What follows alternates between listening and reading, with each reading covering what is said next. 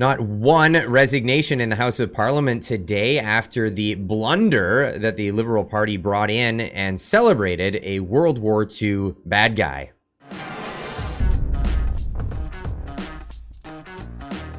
"98-year-old was given a standing ovation in the Canadian Parliament during Zelensky's speech. He was hailed as a hero for fighting against the Russians. Yaroslav Hunk fought for the 14th Division of the Waffen SS. Now, you can check out my earlier video from today where I got into it. I said some of the words you're not supposed to say on YouTube, and that's what kind of got me in the yellow check mark. I don't know if I'm going to get the yellow check mark on this one, but if just in case, we've got a new shirt on the store. It's the "I Don't Clap for World War II Bad Guys" t-shirt. Link will be available up in the corner there or down in the description. Go check that out. Help support the channel for what we're doing here. And, well, just keep the ball rolling, because, you know, sometimes when you say these things out loud, the algorithm picks it up and says, no, you're not allowed to say that. And so you can't be controversial on the website, so I have to be careful with my language. Anyway, that's how you can support us here. Now, this is where all kinds of people have come out in droves to come bend reality and make it so you're back. The mental gymnastics people have to do to say that no, this was somehow okay and the Liberals are in okay shape having this whole scenario. This is Dean Blundell. He's a pundit. Used to have a radio show. Now he's just on Twitter, or X now they call it. But here's his mental gymnastics for why no, it was okay what they did. Morning, friends. Quick history lesson. Here in Canada, we welcomed Ukrainian President Volodymyr Zelensky to the House of Commons. During that speech, a Ukrainian veteran who fought for the Nazi troops against the Russians back in World War II was given a standing ovation as a Ukrainian veteran. It later comes out that the guy actually fought for the Nazis. Now, here's how that used to work back in World War II. This is some context and some nuance that you probably need today. Oh, nuance. Literally hundreds of thousands of Ukrainians were forced to work or to fight for Nazi Germany, or they were convinced it would be in their best interest, because back in the day, if you remember 1931, 1932, Holodomor, which is where Stalin actually tried to commit genocide by starving all of Ukraine to death. Millions of people died. Yeah, okay, conscription or else. Yeah, that's not really the case. Volunteer division he was part of. This is how partisan political ideology can rot your brain. Justify bringing a funny mustache clankety clank clan person to the parliament by saying that there is nuance and that many Ukrainians were forced into service. True, but not the 14th Waffen SS. They were a volunteer division, and they were some of the worst people out there. What do you call people who are sympathetic to the clankety clank mustache organization? Again, trying to dance around the words here. Bear with me as we do that. Now, Jewish independent nonprofit organization Forward did a write-up on this guy. Apparently, he had a blog where he was writing about his experiences in the 14th Division Waffen SS, and in his post to the blog, dated 2011 and 2010, Hunka described 1941 to 1943 as the happiest years of his life and compares the veterans of his unit who were scattered across the world to Jews. This is the kind of person we're talking about that got honored here. Now, people like Dean Blundell are trying to throw in some sort of make it seem like, oh, it was fine, it was okay. No, nobody's doing that. In fact, here's a statement from the Speaker of the House as he gave his apology, and he actually stood up and formally gave an apology while he was there. Not a resignation, an apology. Here it is. Make a brief statement. On Friday, in connection with my speech following the Ukrainian president's speech, I pointed out the presence of an individual in the gallery. It was my intention to show that the conflict between Russia and Ukraine is nothing new, and that Ukrainians have unfortunately been subject to foreign aggression for far too long now, and it's time it stopped. Subsequently become aware of more information which causes me to regret my decision to recognize this individual. I wish to apologize to the House, and I'm deeply sorry that I've offended many with my gesture and remarks. I would also like to add that this initiative was entirely my own. The individual in question being from my riding and having been brought to my attention. No one, including you, my fellow parliamentarians, or the Ukraine delegation, was privy to my remarks prior to their delivery. Je remercie les députés. So this was a case of him falling on his sword and saying that it was completely him and him alone. There was no other people that were aware of this whole situation.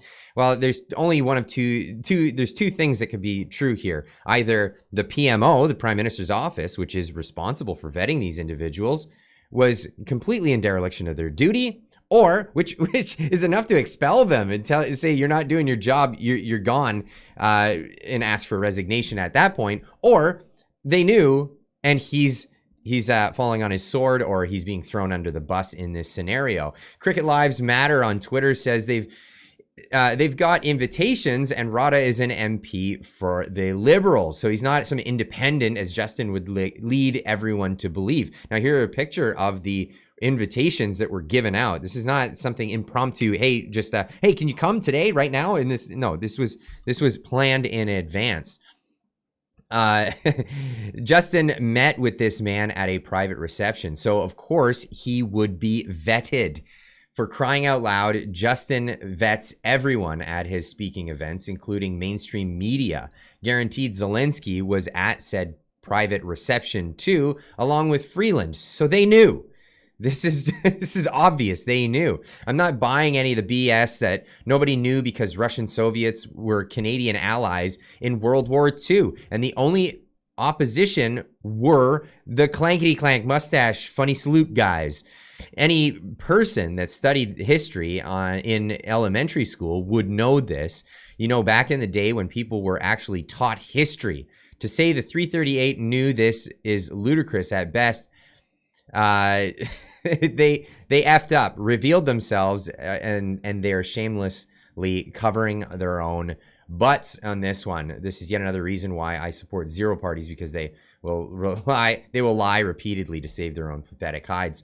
Now, this is something that's interesting that was getting pointed out today, that Rota, when he was even announcing it, he kind of stumbled right at the spot where you would the gears would turn, and you would kind of expect all the other parliamentarians for the gears to start turning at this point too. Right when he explains the scenario in which the guy was involved in World War II as a conflict at all.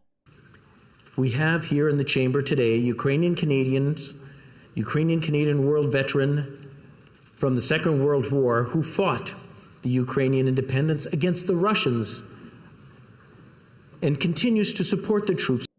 Right there. He took a pause, like, wait, what a second, we're doing what? I understand history. World War who fought the Ukrainian independence against the Russians and continues. Yeah, it seems like he kind of caught on, and maybe it was him that was not actually privy to this whole scenario. Now, of course, we've got, let's not make this a political issue coming from the liberal side of the aisle. Now, this is, of course, well, it's partisan hackery there's no other way to explain this. Leader of the opposition. Well, if the Prime Minister is so proud of how he conducted himself, he would be on the floor in the House of Commons today and answer questions. Instead of hiding under a rock.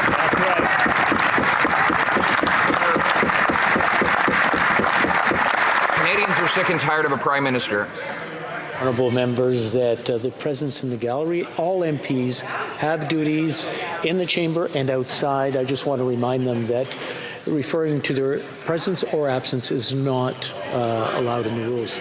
The Honourable Opposition Leader, please continue. Mr. Speaker, Canadians are sick and tired of a Prime Minister who never takes responsibilities for the things that happen under his watch, whether it's the record high inflation or interest rates or the doubling of housing costs or the constant international embarrassments. He always finds someone else to throw under the bus. Are you that person?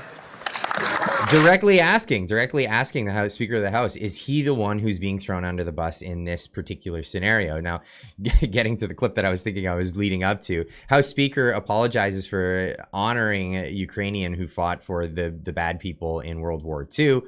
Of course, let's not politicize this. So Gould gets up, the leader, Karina Gould, that's how you pronounce her name, gets up and says, well, let's not make this a partisan issue. I want to please ask all colleagues, particularly those in the Conservative Party of Canada, to make sure that we do not politicize this issue. I don't think it helps anybody. I think we need to make sure that we move forward, recognize this mistake, and stand in solidarity together to reiterate our commitment to Jewish Canadians.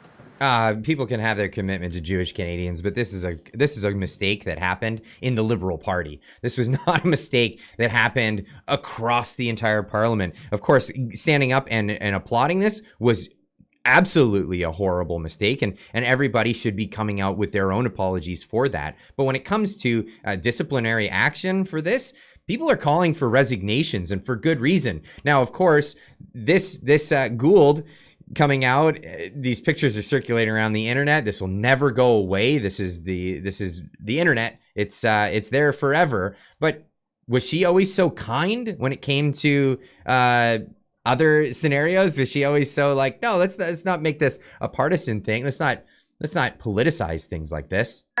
We must listen to each other, and we must assure that no one in this House is standing with those who support white supremacy, who support Nazi. Oh, right. Yeah, this was her back in February of 2022 when you called the folks in the trucker convoy clankety clank mustache people alongside with a bunch of other lies in the House. Why was this? This was because somebody showed up with one of those bad flags. It only showed up for about 5 minutes, enough to get some professional photos taken of them, way away from the rest of the convoy. But they ran with that, and they politicized the living F out of that one because that's their prerogative. Views who look to contribute and enable racist views. And Mr. Speaker, I would ask that all of us in this House use our words judiciously, including the member opposite who just yelled out something completely inappropriate. Because yeah, well, we're being judicious in this, and we understand the difference. Now, I looked at Prime Minister Justin Trudeau's Twitter yesterday in the morning, refreshed it this morning in the video covering this to see if he had made any kind of apology. None yet. No, he still hasn't, but they caught him on the floor in the halls of Parliament to ask him about it specifically. Obviously, it's extremely upsetting that this happened. The speaker has acknowledged his mistake and has apologized. But this is something that is deeply embarrassing to the Parliament of Canada and, by extension, to all Canadians. I think particularly... Let's not forget, the Prime Minister's office is responsible for vetting these people. Again, either they drop the ball completely, for which is enough to say that resignations should happen, or they knowingly brought this guy in, which, of course, deserves resignations. This is where we're at. He's throwing the speaker under the bus here. Particularly of Jewish MPs and all members of the Jewish community across the country who are commemorating Yom Kippur today. I think it's going to be really important that all of us push back against Russian propaganda, Russian disinformation, and continue our steadfast and unequivocal support for Ukraine as we did last week with announcing further measures to stand with Ukraine in Russia's illegal war against it. If there was any Russian propaganda, he would be the #1 Russian propagandist at this point, bringing a known, someone who fought and says that he was proud of what he did in World War II into the Parliament. he's handing Putin exactly what he might be looking for. Now, I'm going to repeat this one. This is one I highlighted this morning, but Matt Alexander saying, "Dear Canadian MPs of every party, we don't want you to cheer for the clanky clank mustache funny salute groups or communists. I know it's a big ask. Thank you. Complete and utter failure by all 338 parliamentarians this morning." Now, people are directly asking for resignations in the House. Protocols. Individuals were required to be on extensive lists. That, Mr. Speaker, I don't believe that you individually vetted each of those names. Parliamentary Protective Services is responsible to the government. The lists were given to the government. One would assume that there would have been some process of vetting. If the government is now saying, Mr. Speaker, that none of that happened, Mr. Speaker, I know your desire to take this on, but I don't believe for a second that you went, verified each person who was invited to this place, verified that they were not a security risk, and then stood at the door and let them in. I know that wasn't the truth. So this attempt by the government to state that this was your doing and your doing alone, that you alone are responsible and that they bear no responsibility, is to send a signal to all Canadians and all of our allies that we're not serious about anything. Well, absolutely. It seems that we're not serious about anything. Even Andrew Scheer stepping up to speak on this exact thing. Members of Parliament don't have the ability to vet who might happen to be in the chamber on any given day. That's the responsibility of the Director of Protective Services, who reports to the Minister of Public Safety. And the coordination between the Prime Minister's office, the Protocol Office here in the House of Commons, and that Protective Service is what members trust is happening to make sure that things like that don't happen. And, well, NDP, so this is bipartisan, this is all over the place. NDP Peter Julian just asks for a resignation right out. Ultimately, this was an unforgivable error, which puts the entire House in disrepute. And unfortunately, I believe a sacred trust has been broken.